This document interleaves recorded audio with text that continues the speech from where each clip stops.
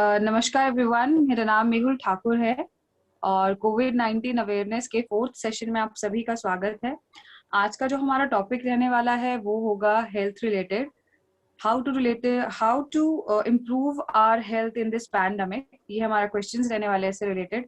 And आज की जो हमारी गेस्ट हैं उनका नाम है डॉक्टर यामिनी गर्ग, जो बद्दी हिमाचल प्रदेश से बिलोंग करती हैं। वो फिजियोथेरेपिस्ट है, योगा एरोबिक्स पिलाटे इंस्ट्रक्टर है, डाइटिशियन है और न्यूट्रिशनिस्ट हैं।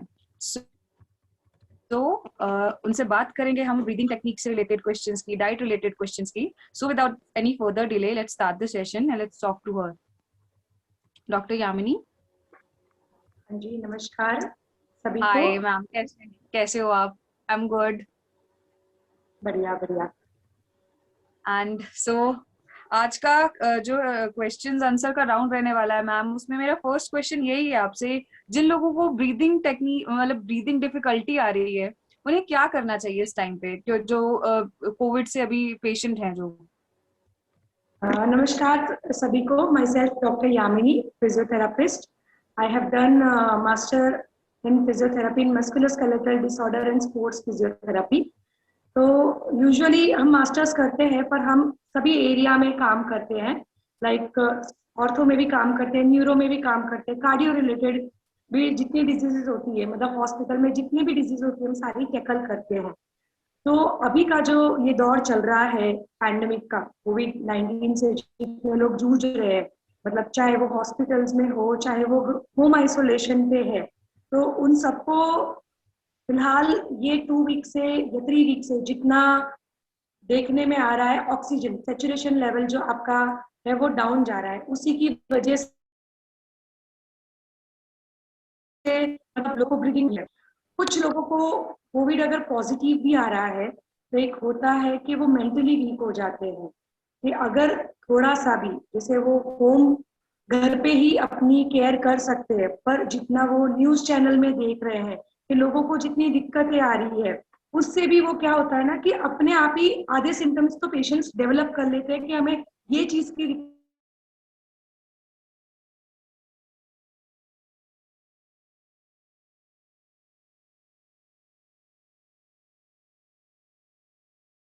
बने उनको, तो सारी एक चीज होती है वो ब्रीदिंग में इश्यू क्रिएट हो रही है। तो वो सारे चीज के लिए सबसे पहले तो प्लीज आप कोई भी डरिए ना।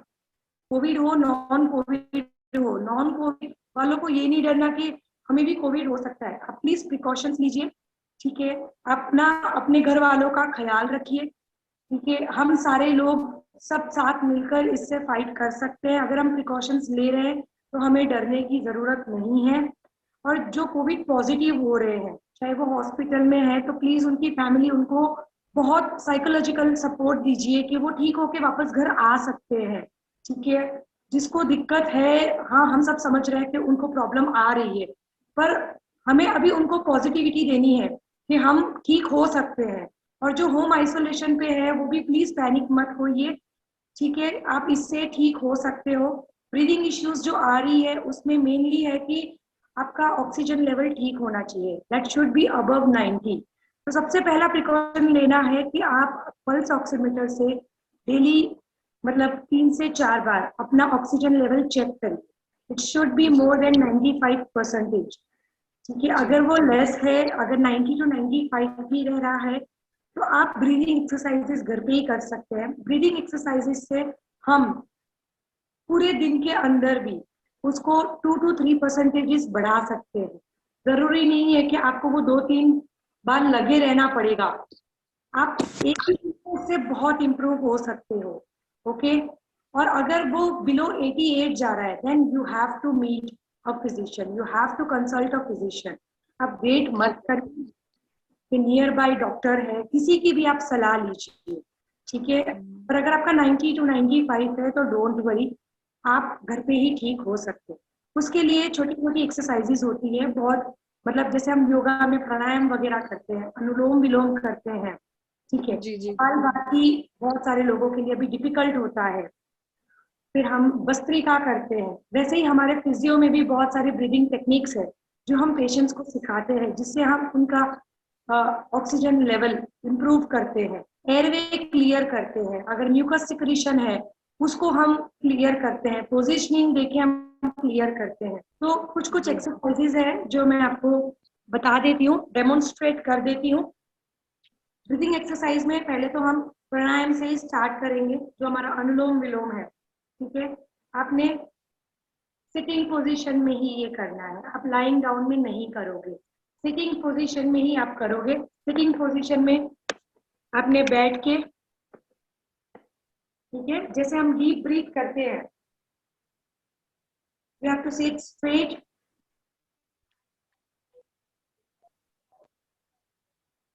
Take a deep breath from your nose, breathe out from your knows.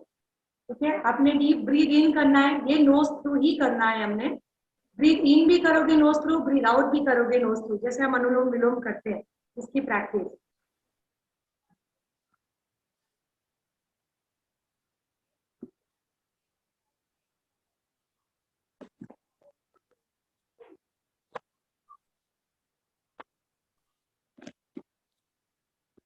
ये आप 10 to 15 टाइम्स ये करेंगे। ठीक है, और ये जो भी एक्सरसाइज है, मैं जितनी भी ब्रीदिंग एक्सरसाइज बताऊंगी, सारी ब्रीदिंग एक्सरसाइज के जो भी काउंट्स है वो 10 to 15 count. You have to hold for 2 second. जो आप ये 2 सेकेंड होल्ड करेंगे ना, वही आपके लंग को एक्सपांड करेगा। जो oxygen capacity in and out होती है, वही आपकी ऑक्सीजन कैपेसिटी को, लंग कैपेसिटी को बढ़ाएगी। जी, ठीक है, तो ये जो ट्रैवल है, ये 2 सेकेंड होल्ड करना बहुत इंपॉर्टेंट है। Okay ma'am. तो ये पहली एक्सरसाइज थी अनुलोम विलोम। दूसरी एक्सरसाइज है, वो है अपने डीप ब्रीद इन करना है नोज से, ब्रीद आउट करना है माउथ से, बीच में आप 2 सेकेंड इसमें भी रुकेंगे। ठीक है, तो इसमें यह हम कहते हैं अपाइकल ब्रीदिंग। इसमें क्या होता है, आपने अपनी हैंड पोजिशनिंग करनी होती है।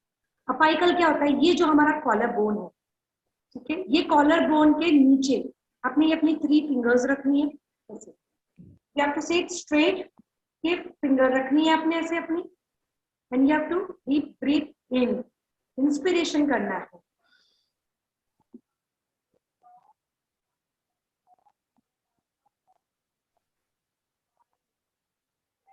जब आप ब्रीथ आउट करते हो, ब्रीथ आउट आपने ऐसे करना है कि यू आर विस्लिंग, ऐसे नहीं, you have to slowly breathe out. ठीक है, जैसे आप विसल करते हो ऐसे करना है। तो ये आपकी पोजीशन होगी, इसको हम कहते हैं अपाइकल, ऊपर का पार्ट है। जब आप ये अपनी फिंगर रखोगे, you can feel your lung expand. ठीक है, आपके फिंगर पे आपको फील होगा। जी, to take a deep inspiration,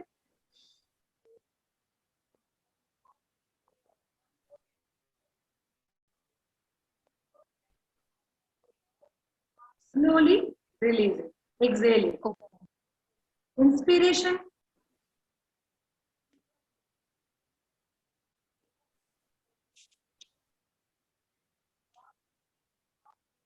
ये सारी जो एक्सरसाइजेज है ये हम लंग एक्सपांड के लिए कर रहे हैं, जो अभी बहुत जरूरी है। थर्ड जी, एक्सरसाइज, उसको हम कहते हैं डायफ्रामेटिक ब्रीदिंग। डायफ्रामेटिक क्या है, डायफ्राम ये मसल है जो, जिस मसल से हम रेस्पिरेशन लेते हैं, हम ब्रीदिंग लेते हैं। तो हम हमारा हैंड प्लेसमेंट यहाँ पे करेंगे, जी, ठीक है, हमारे स्टमक के पास। अब जब हम डायफ्रामेटिक ब्रीदिंग करते हैं, डायफ्रामेटिक ब्रीदिंग में ये होता है कि व्हेन यू डीप इंस्पायर, मतलब आप जब डीप ब्रीथ इन करते हो, तब जी, आपका स्टमक आउट होना चाहिए, इसीलिए हम हैंड प्लेसमेंट करवाते हैं। ठीक है, इसीलिए हम हैंड प्लेसमेंट करवाते हैं कि you have to feel the exercise. तब आपका जो हाथ है वो बाहर की तरफ आना चाहिए, और जब एक्सपांड, मतलब जब आप एक्सेल करते हो, जब आप अपना सांस छोड़ते हो, तब वो इन होना चाहिए। ठीक है, तो आपने करना है ब्रीद इन,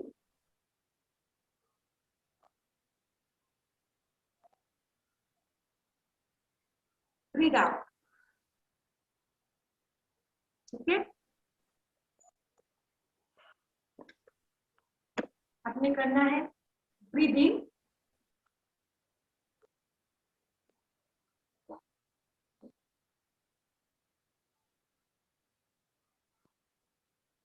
ब्रीद आउट। इससे भी क्या होता है, ये जो हमारे मसल है, डायफ्राम मसल है, क्योंकि हमारा वो मेन मसल होता है जब हम ब्रीद इन और ब्रीद आउट करते हैं। हमारे लंग के लिए वो मेन मसल है, हमारे मसल ऑफ रेस्पिरेशन में हम कहते हैं उसे। तो ये हमें फील होना चाहिए, कमी आउट होनी चाहिए आपकी जब आप ब्रीद इन करते हो। ये एक्सरसाइज भी आपने 10 to 15 टाइम्स करनी है। ब्रीद इन,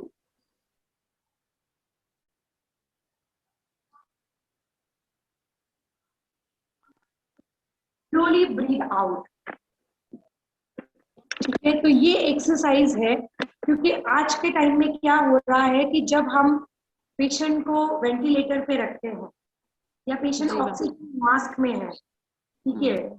तो हमारे डॉक्टर्स हैं, हमारे नर्सिस हैं, जो हमारे रेस्पिरेटरी थेरापिस्ट है, जो फिजियोथेरापिस्ट है, तो पल्मोनरी रिहैबिलिटेशन, पल्मोनरी रिहैबिलिटेशन ये एक ऐसा पार्ट है अभी कि वो पेशेंट्स को, जितने भी पेशेंट्स को लंग में सिक्रीशंस आ जा रहे हैं, या हम कहते हैं फोकल ओपेसिटी दिखती है, जब हम सीटी स्कैन करवाते हैं तो उनका जो HRCT स्कोर दिख रहा है या जो कोविड का स्कोर दिख रहा है, या जी उनको एक कहते हैं कि पूरी जब हम एक्सरे देखते हैं तब वो पूरा उनका लंग जो है वो व्हाइट कलर का हो जाता है, जो फोकस ओके है उनका व्हाइट कलर का हो जाता है, तो वो सारा सिक्रीशन है। ये सारी चीजें हमारे एयरवे क्लियर करने के लिए सारी एक्सरसाइजेज है जो हमें करवानी है। ये जो ठीक भी है। एक्सरसाइजेज है ये होम बेस्ड प्रोग्राम है। जब ओके पेशेंट वेंटिलेटर पे है या हॉस्पिटल में एडमिट है तब हम उनको पोजिशनिंग देके देते हैं।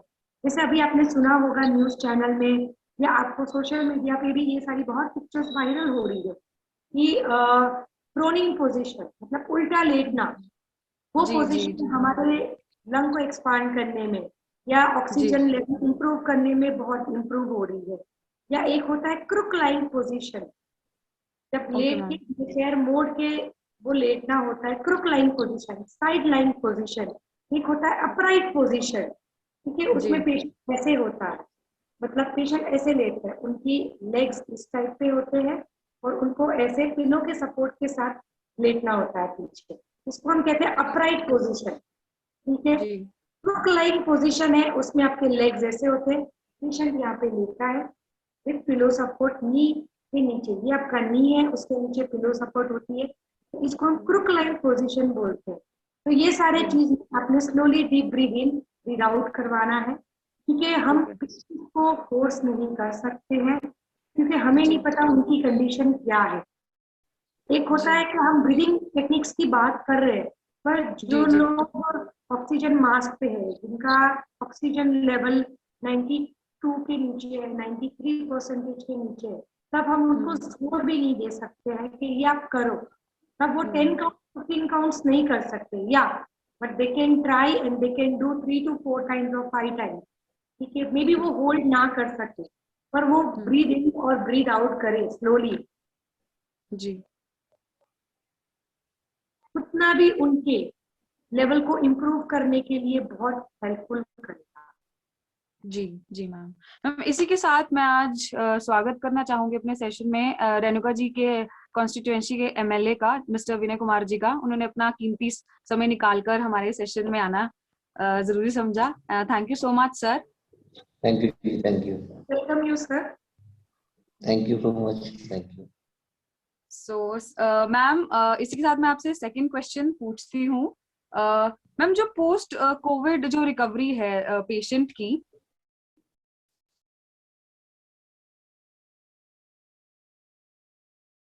या प्लीज अनम्यूट। ओके मैम जी आपको मेरी आवाज आ रही है? जी जी जी, बोले बोले। जो पोस्ट रिकवरी है, पोस्ट कोविड रिकवरी है पेशेंट्स की, उसमें लो इम्यूनिटी हो जाती है, उसमें क्या क्या डाइट है या एक्सरसाइज है वो पेशेंट कर सकता है जो कोविड पॉजिटिव पेशेंट है? देखिए सबसे पहले तो मतलब कैसा है ना, पोस्ट रिकवर पेशेंट नेगेटिव आ जाता है तो उनके और उनके परिवार के लिए मतलब इतनी खुशी की बात होती है, जिस तरह से हम माहौल देख रहे हैं।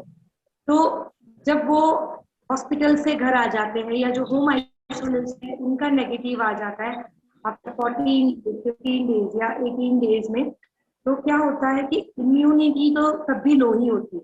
उनको अपनी सेहत का उतना ही ध्यान रखना है फॉर 1 month और for 40 days।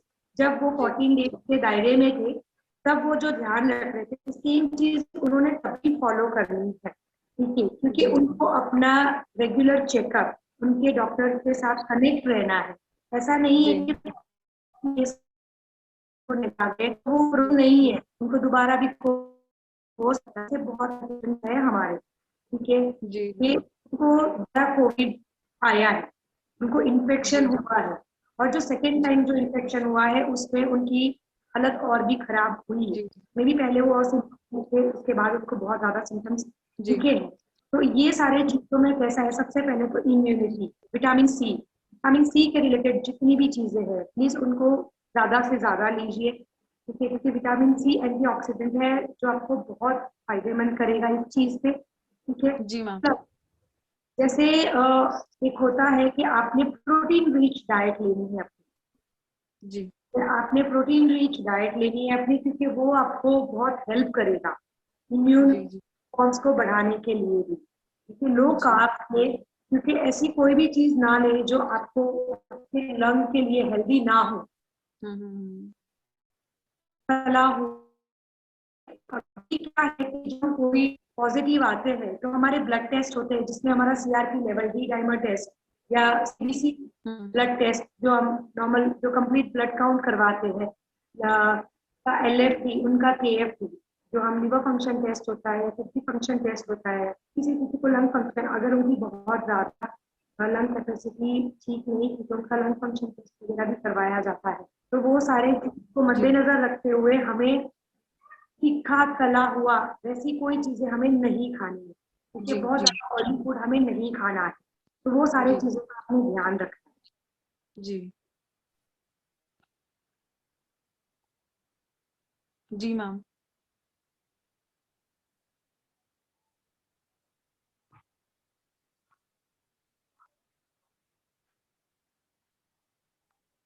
Shweta the, Yamini ma'am को अनम्यूट कर दीजिए। है जी। तीखा तला हुआ मैम हाँ, नहीं खाना चाहिए। ऑयली फूड नहीं खाना चाहिए, तीखा तला हुआ नहीं खाना चाहिए, फ्रूट्स का आप ज्यादा कंज्यूम करें। जूसेस भी हम बोलते हैं, पर जितना आप फ्रूट खाएंगे वो ज्यादा जी अच्छा। यू शुड नॉट हैव बनाना, क्योंकि वो आपको कॉफ दे सकता है, तो बेटर यू जी अवॉइड बनाना। जी ऐसी कोई भी चीज आप ना खाएं जो आपको वापस सिक्रीशन लाए, जी जी बिल्कुल मैम। ठीक है। डेयरी प्रोडक्ट्स में भी आप दही वगैरह जो है चलो उससे हमें कैल्शियम वगैरह मिलता है, पर ये जी सारी चीजें आप प्लीज अवॉइड करें उस चीज को।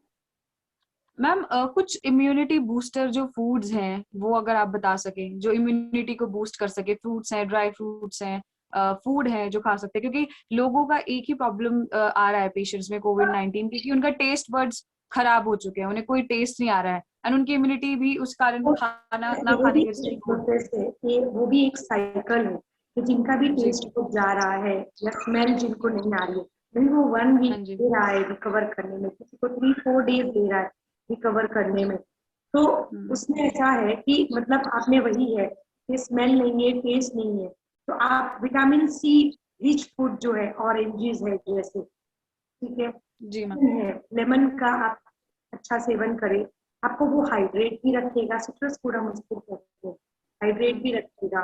नॉर्मल जो हम सैलेड्स लेते हैं तो आपके हम्म हाइड्रेट की बॉडी है वैसे सैलेड्स लेते, जी जैसे मैम हम खीरा लेते हैं, पर हम्म मेरे हिसाब से आप लोग खीरा रात को ना लें, मे भी किसी को वो ठंडा भी कर जाए, क्योंकि उनको जुकाम वगैरह होने के चांसेस ज्यादा होते हैं। बीट रूट लें आप, हम्म क्योंकि रिच इन, मतलब आपको आयरन में भी वो रिच है, और आपको विटामिन सी भी वो देगा। तो वैसे जी आप मैम एप्रिकोट्स ले सकते हो, ठीक ठीक है ड्राई फ्रूट में आता है वो, आप एप्रिकोट्स ले सकते हो। ठीक है मैम। इसी के साथ ऑडियंस ऑडियंस से कोई मैम से क्वेश्चन पूछना चाहता है तो प्लीज पूछ सकते हैं ऑडियंस से। जितने भी व्यूअर्स हैं प्लीज अगर उन्हें कोई भी क्वेश्चंस पूछना है तो प्लीज पूछ लीजिए।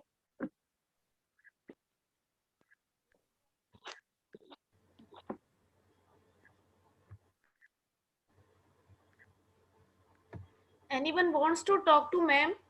आप में से कोई भी मैम से कोई बात करना चाहे, कोई क्वेश्चन पुट करना चाहे, please raise your hand, we will unmute you.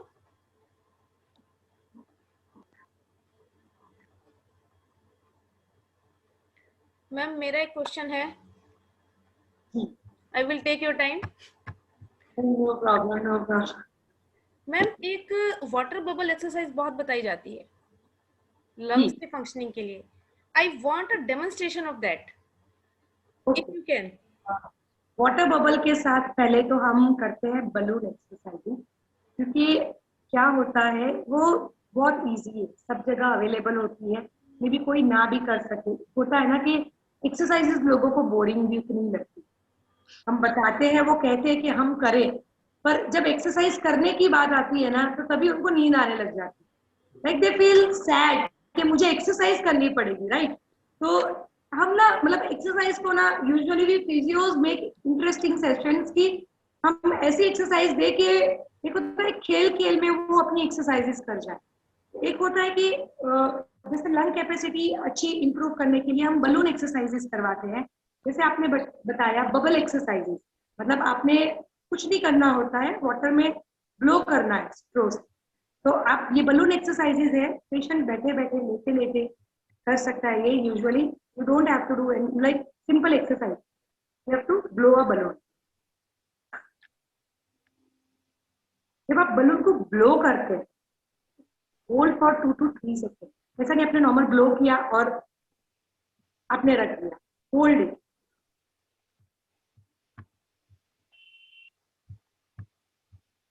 जब आपने 2 सेकेंड, तो ये 2 सेकेंड होल्ड है, तब क्या होता है हमारा ग्राफ एक जाता है स्पान की तरफ। तो you have to do this 10 to 15 time.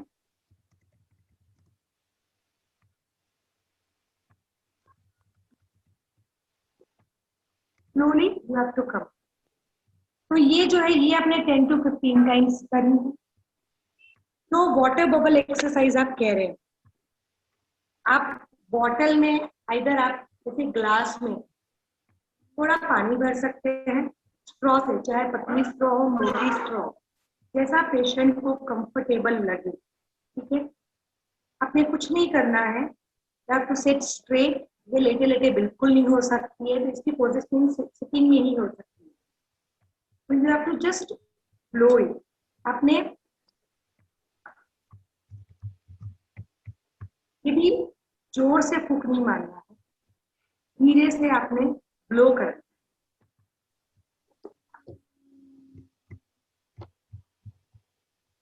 जब आप इसको ब्लो करेंगे तब आपको खुद फील होगा आपके एयरवे में कि ये आपको कितना हेल्पफुल करे।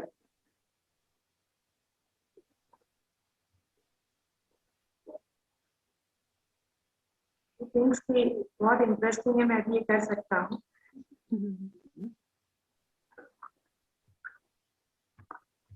ठीक है, आप जरूरी नहीं है कि आपको ग्लास में ही करना है, एनीवे कंटेनर में वाटर ले लो, बॉटल में ले लो, आप छोटे से प्लास्टिक के ग्लास में ले लो आप, पर भरे उसको आधा ही, और आप 10 to 15 आपने ये करना है। जी, जैसा बचपन में किया करते थे मैम। ये वही सारी चीजें हैं जो हमें छोटी छोटी चीजें इम्प्रूव करनी है, ठीक है, क्योंकि अभी हमें इस चीज से लड़ना है, और बेटर है हम जितना घर पे रह के इस चीज को करें कि हमें बाहर ना जाना पड़े, क्योंकि बाहर जाना सेफ नहीं है। तो बेटर है अगर आपको थोड़ा भी लगे, बुखार आता है हम सोचते हैं वायरल है, बट गाइस जागिए, सिर्फ एक बुखार जो है, एक दिन का बुखार भी आपको आफ्टर 5 days कोविड के सिम्टम्स ला सकता है, ठीक है। तो बस मुझे ये बहुत पसंद है, मैं हर सेशन में ये बताती हूँ, ये इसको वाटर बबल बोल लो आप, ब्लो विद अ स्ट्रॉ बोल लो आप, है ना। ये एक्सरसाइज आपको बहुत हेल्पफुल करेगी। मैम ये जो बलून एक्सरसाइज है, वाटर बबल एक्सरसाइज है, इनके क्या क्या फायदे हैं, इससे क्या होगा? ये जितनी भी एक्सरसाइज है, ये सारी एक्सरसाइज आपके एयरवे के लिए, आपके रेस्पिरेशन के लिए, आपके पल्मोनरी पार्ट के लिए, हम उसको कोई भी टर्म में बोल सकते हैं।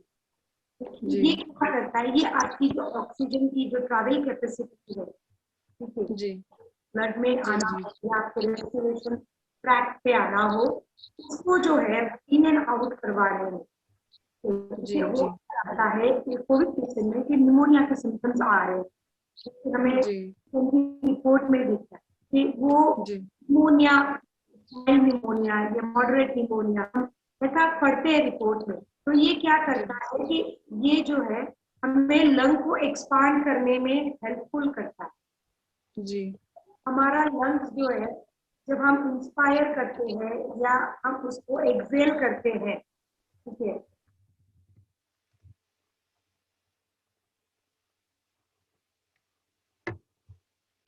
जी तो ये जो लंग्स का जो फूलना, ये जो है ये सारी एक्सरसाइजेज हमें जी एक्सपांड करने में है। अभी तो हमें लंग को हेल्दी रखना है, जी चाहे ऐसे बिल्कुल चाहे ऐसे, इसके लिए ये जी हमें हेल्पफुल करता जी।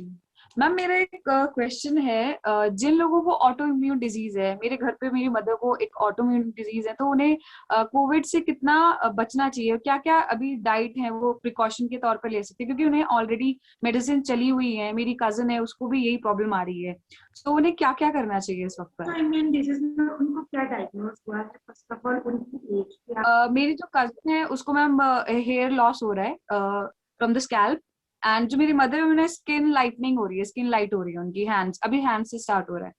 ओके, ठीक है। यूजुअली क्या होता है कि हमारी जो स्वेट ग्लैंड्स है हमें उनको भी सिक्रीट करना पड़ता है। अगर हमें स्किन की डिजीज होती है, यूजुअली क्या कहते हैं हमको स्वेट रिलीज होना बहुत अच्छा होता है, राइट?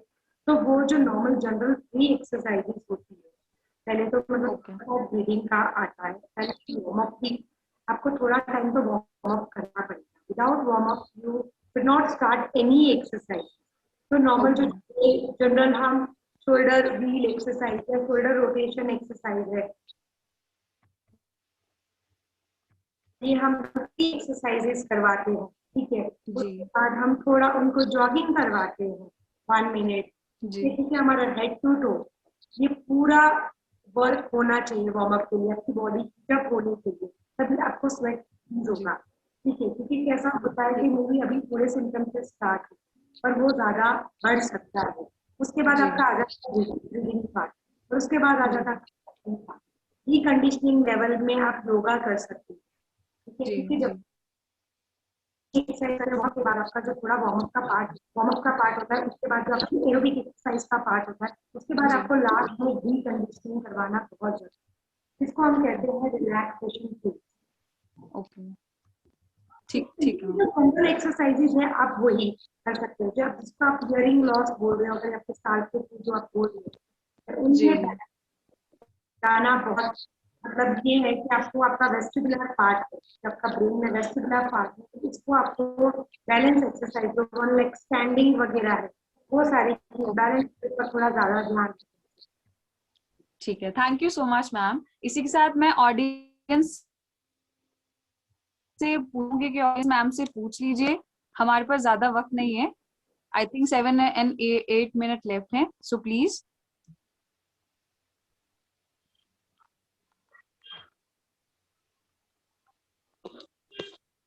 ऑडियंस।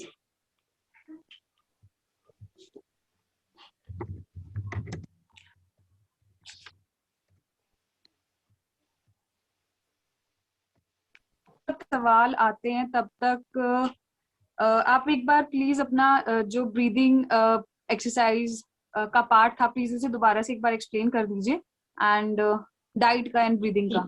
मतलब ब्रीदिंग एक्सरसाइज में मतलब हमें सिंपल 5 to 6 एक्सरसाइजेज है जो हमें करनी होती है। उसमें हम करते हैं deep inspiration and acceleration. Acceleration हमें थोड़ा स्लो करना होता है, ठीक है। डीप इंस्पिरेशन, इसमें 1 to 2 second hold,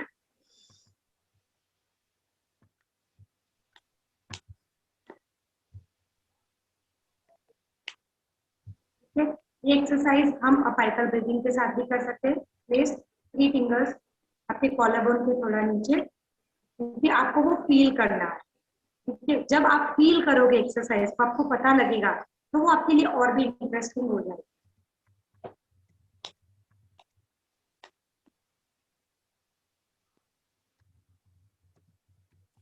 Neeru Anand जी का एक सवाल आया है ma'am, yes please Neeru Anand ji.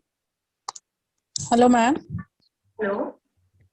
Ma'am आजकल जैसा टाइम चल रहा है उसमें घर में बैठे बैठे जैसे फील हो रहा है कि हमें ये प्रॉब्लम हो रही है, ये हो रही है, एंजाइटी या डिप्रेशन, उसके लिए क्या करना चाहिए? मैम एंजाइटी और डिप्रेशन के लिए ही हम जब ब्रीद इन और ब्रीद आउट करते हैं ना, हमारा बॉडी रिलैक्स होता है, तब सारा एंजाइटी, सारा डिप्रेशन सब कुछ चला जाता है। आप मेडिटेशन कर सकते हो। आपने यूजुअली जब आप एक मेंटली स्ट्रांग रहोगे, आपको ये कभी दिक्कत नहीं आएगी। ठीक है, एंजाइटी से छुटने के लिए आप मेडिटेशन, जिसको हम कहते हैं चांटिंग, हम जैसे ओम की चांटिंग करते हैं, कोर्ट में बैठ आपने, ठीक है, सब कुछ भूल के अपने आप से, एक होता है हम अपने ही माइंड सोल बॉडी से कनेक्ट होके, ठीक है, मेडिटेशन करते हैं, वो आप कर सकते हैं। आपको बहुत हल्का, बहुत रिलीफ फील होगा। Thank you. मैम एक क्वेश्चन और पूछना था मेरे को। जी जी जी मैम। मैम मेरे बेटे को कोविड हुआ था, जी उसको 20 डेज क्वारंटाइन करने के बाद उसका टेस्ट नहीं कराया मैंने, तो वो टेस्ट कराना जरूरी है या नॉर्मल है वो? एक्चुअली अभी उनको कितने दिन हो गए लाइक पोस्ट कोविड के मैम? 25 डेज हो गए। ओके, बेटर, मतलब हम जो है, जो डी डाइमर टेस्ट वगैरह होता है वो यूजुअली रेकमेंड करते हैं फिजिशियन, राइट? तो वो एक बार तो होता है, क्योंकि उसमें क्या होता है कि क्लॉट फॉर्मेशन वगैरह तो नहीं हो रही है, वो देखनी होती है कि अभी क्या हो रहा है। बहुत सारे पेशेंट में दिख रहा है कि लंग में क्लॉट हो जा रहा है, तो मैं आपको यही रिकमेंड करूंगी, बेटा you go for 1 RT-PCR। Negative है, बहुत अच्छी बात है कि नेगेटिव है, मतलब पर कुछ सिम्टम नहीं रहना चाहिए, क्योंकि यूजुअली कैसे कोविड पेशेंट अगर घर में भी है तो हमें पूरी फैमिली का भी उतना ही ध्यान रखना चाहिए। तो better you go for a test. वैसे तो उनका इतने दिन हो गए हैं तो वो नेगेटिव ही आएगा, पर अगर एक्चुअली आप मैम उसका टेस्ट तो नेगेटिव आया था, बट उसके सिम्टम सारे वही थे कोविड वाले। ओके ओके, तो अगर आप नहीं भी करवाओगे तो चलेगा, पर ये है कि स्टीम जो है वो दिन में 2 बार, ठीक है, जब हम एक्सरसाइजेस वगैरह भी करते हैं तो उसके साथ साथ और भी चीजें हैं, जैसे हमने स्टीम इनहेल एक्सेल करना है, नोज थ्रू माउथ थ्रू, तो वो स्टीम 2 बार आप उनको अभी भी कंटिन्यू रखवाए फॉर अ मंथ। ओके। इसी के साथ ma'am MLA ji Avinay Kumar sir आपसे कुछ सवाल करना चाहते हैं। जरूर सर प्लीज आप क्वेश्चन पूछ सकते हैं मैम Yes, से। yes. मैम आपसे एक पूछना चाह रहा हूँ, जो ये कोरोना की वैक्सीन है, जी। What is it like? कुछ कहते हैं इफेक्टिव है, कुछ कहते हैं नॉन इफेक्टिव है, कुछ कहते हैं कम इफेक्टिव है, कुछ कहते हैं ज्यादा इफेक्टिव है, तो आप क्लेरिफाई करेंगे इसको कि है क्या है? सर मैंने तो वैक्सीन करवाई, मैंने अपनी सेफ्टी के लिए मैंने तो वैक्सीन ली है। यूजुअली क्या होता है, हम बच्चों में भी वैक्सीन लगवाते हैं, राइट? अब ये वैक्सीन जो है वो अभी कुछ टाइम पहले आई है, तो उसके आपको बोलते ना 50-50 चीजें सुनने में मिलेगी, पर कुछ हुआ है तो वो हमारे भले के लिए हुआ है, राइट? तो फर्स्ट वैक्सीन के बाद तो ये होता है ना, जब आप वैक्सीन लगवाते हो इम्यूनिटी हमारी लो होती है, क्योंकि हर किसी की अलग बॉडी रिस्पॉन्स होता है। मे बी उसको कुछ असर ना दिखे, मे बी उसको फीवर ना आए, ठीक है, पर वो कुछ दिन जो है 2-3 days better you take proper precautions, क्योंकि आपकी इम्यूनिटी थोड़ी लो आफ्टर एवरी वैक्सीन, क्योंकि हम जब बच्चों में भी वैक्सीन करवाते हैं तो उनकी इम्यूनिटी थोड़ी लो होती है, उनको भी फीवर आता है, मे बी वो भी थोड़े ढीले हो जाते हैं, वैसे वो हमको बड़ों में भी दिख रहा है, इसीलिए इसके वो बहुत सारे बैड केसेस दिख रहे हैं। पर सेफ्टी के लिए तो मैं यही कहूंगी कि बेटर गो फॉर वैक्सीन। मैं सबसे विनती करूंगी इस चीज की, प्लीज गो फॉर वैक्सीन, उससे हम बहुत सारे लोग इस चीज से बच सकते हैं। तो you mean to say that basically it is a immunity booster, immunity not a बोल सकते COVID? हैं। कोविड देखो, से सब वो नहीं है। हम फ्लू की भी वैक्सीन लगवाते हैं बच्चों में, पर like I will give you मतलब छोटा सा एग्जांपल कि हम फ्लू की भी वैक्सीन लगवाते हैं ना, H1N1 जो आया था बच्चों में, क्योंकि सर्दी खांसी सबको ही होती है, ठीक है, पर ये जो एक होता है ना कि कोविड से ये जाने जा रही है, मे बी कोविड सबको होगा, क्योंकि ये बंद तो नहीं होने वाला है, एकदम